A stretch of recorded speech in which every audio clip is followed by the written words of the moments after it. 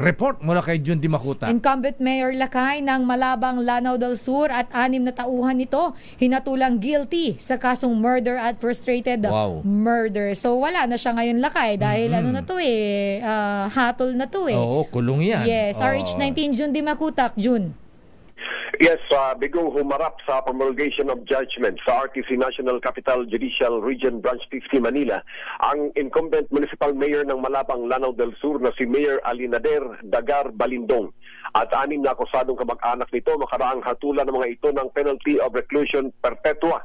Si Mayor Dagar ay re-electionist bilang mayor sa bayan ng Malabang, Lanao del Sur at hinatulan ng mga kasong murder na may kaugnayan sa naganap na pananambang patay sa isang Haji Rauf Saripuden, Boloto, Malawani noong Pebrero ng taong 2021 at kasong frustrated murder sa tangkang pagpatay sa isang Aried, Boloto, Malawani. Pinagmulta ng korte ang mga akusado, 75,000 pesos para sa civil indemnity, 75,000 para sa moral damages at 75,000 din para sa exemplary damages, a total of 225,000 pesos.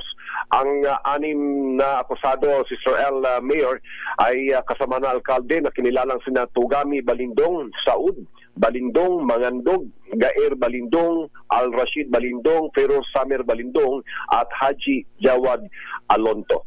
Wala sa makulimlim na kaulapan sa Central Mindanao, RH19, Jun Dimacuta para sa DZRH, una sa Pilipinas, una sa Pilipino.